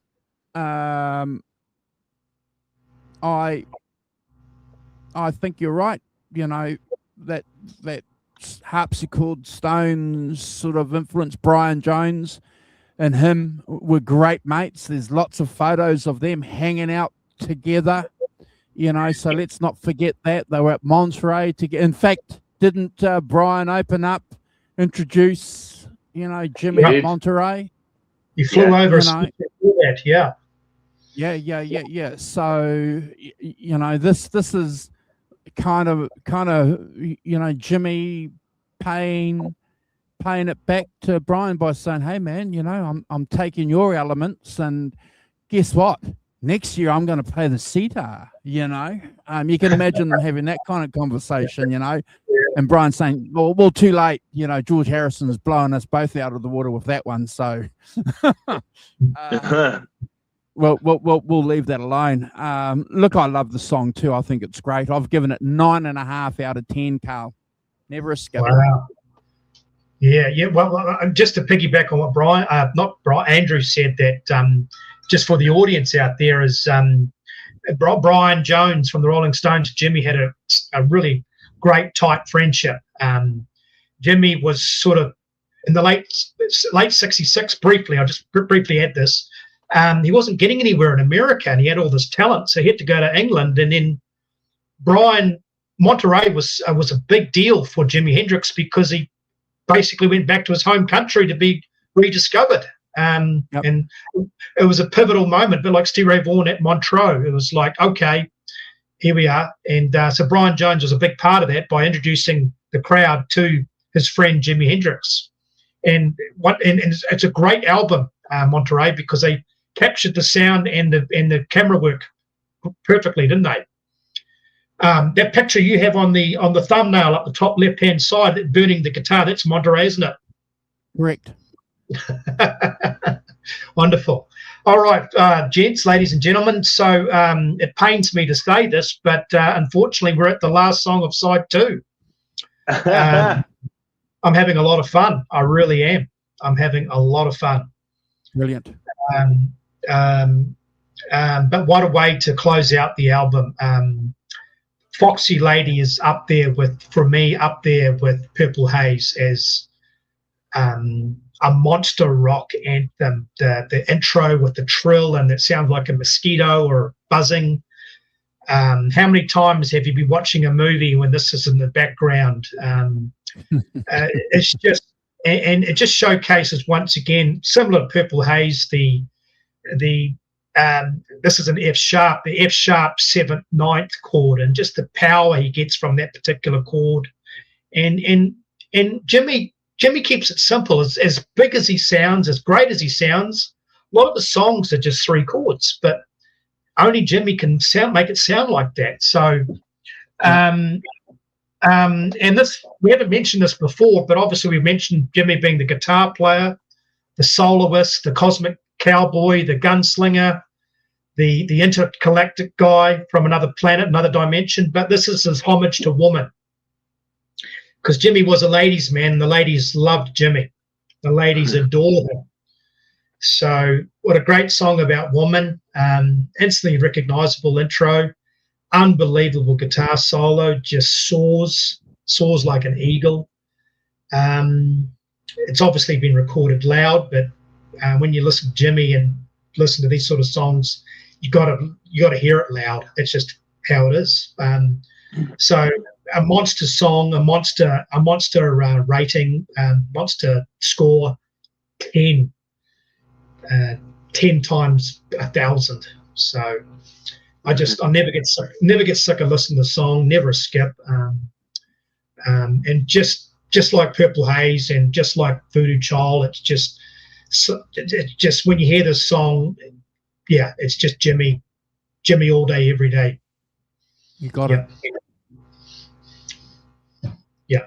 Thank you, guys. So for me, the first thing I've got is that it's got such a similar riff to Purple Haze, that opening bit, but that actually bookending. So Purple Haze opens the album, this closes the album, is a real kind of, excellent piece of bookending, with two songs that have a similar thing, a similar vibe, similar feel to them. The flow is really good. Yeah. Which is, so whoever did that, hats off to them for that. As you say, Carl, it's a sort of 3-chord trick, but played as only Hendrix can play, with all the trills and the fills and the little runs that join it all together, that that make it him and only him, really. Great fuzz bass as well, and when it all stops, he says, "Fuck's it, lady." You just. There is no doubt, is there? There's no doubt about what we're talking about here. And to Eddie Jim when he goes, "Fox it, idiot. Here I am coming to get you." Wow. And then he just, it's just, the playing has that kind of, again, like Purple Haze, that kind of wild, feral feel to it, that kind of, the sort of the sexuality coming through in the playing massively. And which makes it a classic track, really, and all the bends, the vibrato, and the runs, and the as I wrote down here, the cool foxy ladies, half command, half invitation. But it's a fantastic hook, isn't it? That is a really good example of a vocal hook to hook you in. Clearly hooks mainly instrumentally, but and there's no wasting time in it. It's 3 minutes 18 seconds of unbridled passion and wildness, and for that 100 out of 10, and never a skip. The last complete classic on this album, and a real favorite at live concerts too. Yeah. Was that wow? Andrew, I'm so glad that Jimmy was really, really influenced by American slang on this song rather than English slang, because a fox, when a guy was describing a girl as a fox, that was the height of a compliment that you could give back then. In the UK, it was a bird. So, I would hate to have this song to be called Birdie Lady. It just wouldn't have worked, pal. Yeah, it's not really the same as this is. No. It's not really the same as here. This is my bird, isn't it? Yeah.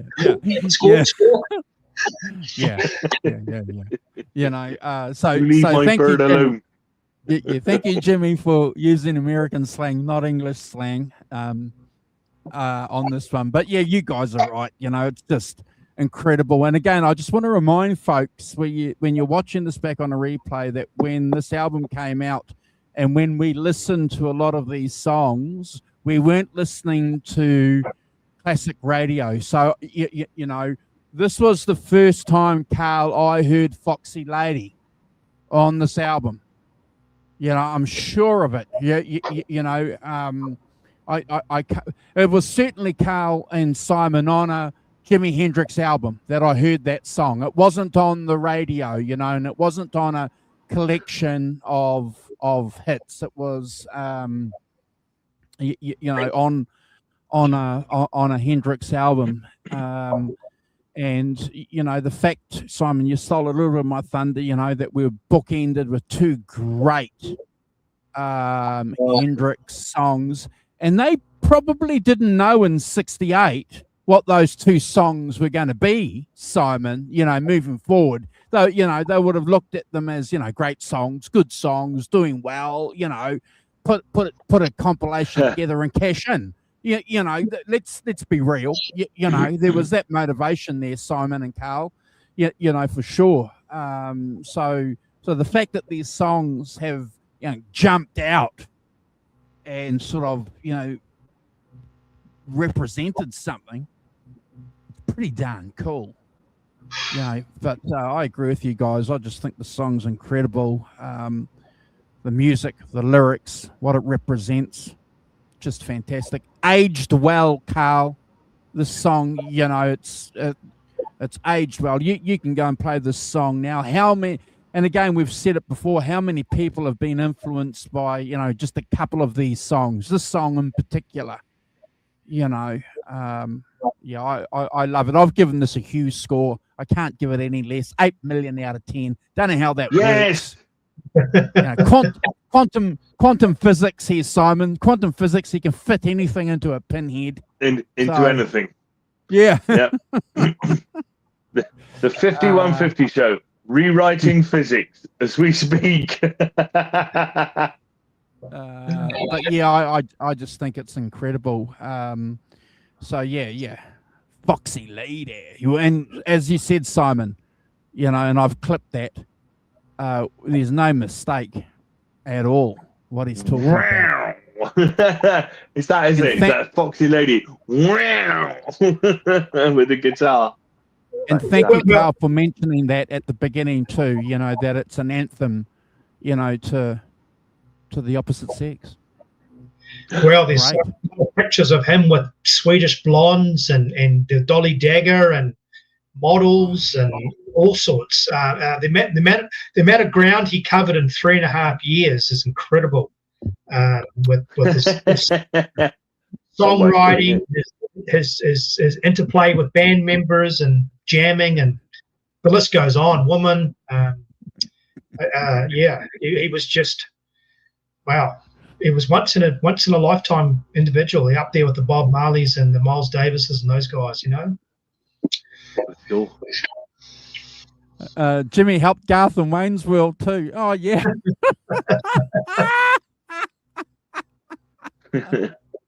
Oh yeah. Forgotten that. Yeah. Not bad. Great film. Look, guys. You know, we've come to the end of, you know, a great show, and we've done a few. We've been privileged, Simon, over the years here on the channel to talk about some Jimi Hendrix albums. And Carl, thank you for picking this and giving us an opportunity to, you know, talk about one of the greatest guitar players in the world, you know. We've talked about this before, guitar lists, guitar polls, where they rank Jimi Hendrix, you know, is in my top 3, you know. Any list that doesn't have him in the top 3 is not worth discussing. It's really difficult to people say to you, even family members, oh, who's the greatest guitar player? I mean, how long's a piece of string? Because you got your jazz guys who you got your rock guys, you got your country pickers, you've got your acoustic, electric, the list goes on. But I think Jimi Hendrix, when it comes to just rock blues, is probably number one in the sense that the impact he's had on his fellow guitar players as an influence.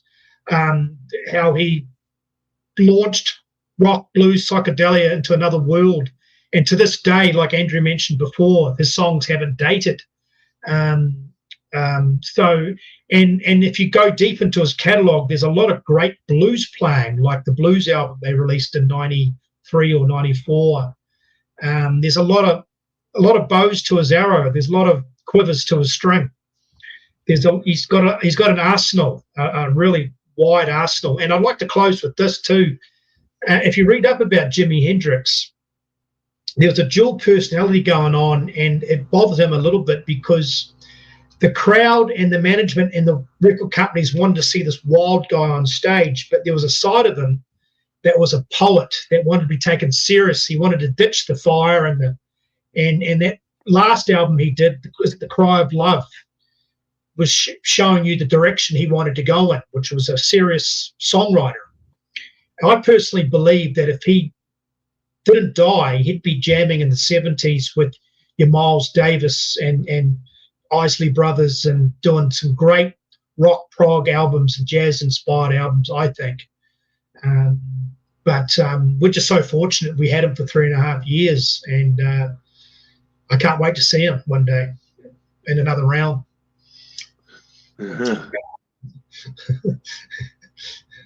Yeah, that's all I got. But thanks, guys. A monster album, a great album to get into if you're new to Jimi Hendrix. As far as compilations go, like Simon said, it's well done. The track listing is really well thought of. It flows really well. B-sides, deep cuts, rock anthems. So it's just a monster album. But get all his albums, all his studio albums. Get the comps, get the live ones. The live ones, maybe Live at Berkeley is a good one. It's just the list goes on and on, but that's another discussion. But thanks, guys, for the chance to review this album, and thanks to all the people in the audience. Appreciate the insight and some of the tips you've given me. Yeah, no problem. And I want to make it clear too to folks here in the chat that while Simon and I and Brad are doing this show on this slot here, where we are now on a regular weekly basis, we invite people to join us as guest hosts. So, Ballycuda, you've asked if we've done Exile on Main Street. Yes, we have. Yes. But if you ever want to join us on a live show, if you want to pick an album or even jump on and just discuss the album, you're more than welcome to. If you want to join, a couple of hosts here to talk about Exile on Main Street as an example, you're more than welcome. So there's my email address, or if you want to leave a comment here with your contact details for us to contact you, because we do check them on many times a day. We're up to date with what goes on here on all our videos. But Hugh's saying that he's back on board now, Simon, to join us as well. So that's excellent. That's good news. So we're going to be back next week with Brad. Brad's going to pick an album. We haven't heard from him yet. He's away on holiday. So if you hit the notification button, once we have those details, we'll be talking about that album. If we don't do that, Simon and I will be back here anyway this time next week doing something. We'll have Carl on or whatever. We'll have a conversation and just talk about something if we don't hear back from Brad, because we need a bit of time to listen to the album, don't we, Simon? We do. Yeah. Need a bit of time to digest it and stuff, and it may not look like it, but I reckon it takes about with sort of 4 or 5 listens of the album, make notes, do some background research on it, stuff like that. Probably 10 or 12 hours a week I spend. As I said, may not look like it, but 10 or 12 hours a week doing all of that. Yep. So it's we try not to take it lightly and try and come up with stuff. But thanks to all the new people who joined, and great comments as ever. So Yeah, thanks very much to everyone. Fantastic. And please subscribe to our channel, and we subscribe back while we were live. Everybody that was commenting, I went and subscribed to your channel. So I'm not sure what you're doing. If you're trying to build your social network presence, you've got a sub from us. Carl and I are going to be probably doing some stuff midweek soon on a semi-regular basis, because Carl's got a good setup now. So we're going to be, doing something, and also Carl might be doing something on his own channel once he's got something sorted out. So he won't mind me telling you that. So when he's got that sorted and he's got it already up and going, we'll be asking you to subscribe to what he's going to be doing over on his part of the YouTube channel. But no, we do look forward to it. So we'll have a lot to talk about moving forward. And if you want to join us, like I say, for it doesn't have to be a ranking of the tracks. It can just be a discussion. As an example, we've already ranked Exile on Main Street. So Ballycooter, you might just want to come on and just talk about that great album, Simon. We can do that for an hour and a half, 2 hours. Yeah. You could talk about the Nelcote, the house, the comings and goings of people there, the influences, the boat rides, the French police, all sorts. Yeah. Ballycooter, we've got a whole playlist of Fleetwood Mac and Peter Green on the channel. After the show, we invite you to go and have a look. We've got probably 60 videos on Peter Green and Fleetwood Mac that we've done. We've interviewed Bob Schaffner and Jeff Loewenthal with their book. We've also had Richard Orlando on the channel talking about his 3-volume book on Fleetwood Mac. So yeah, we love Peter Green and Fleetwood Mac on this channel dearly. This used to be called the British Electric Blues Show.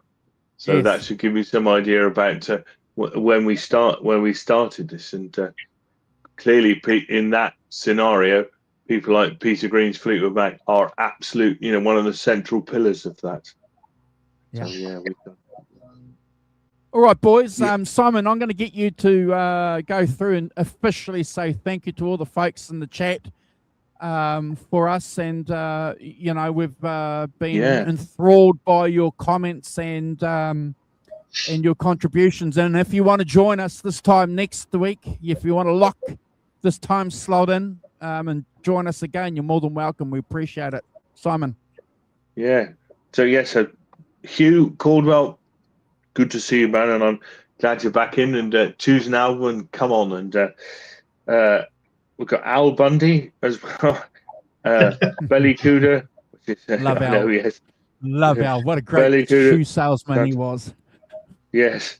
Thanks to all your great comments, guys. And what does this button do? Fantastic name. Thanks to you as well. Push it. Don't push it. Don't push it. Don't push the button.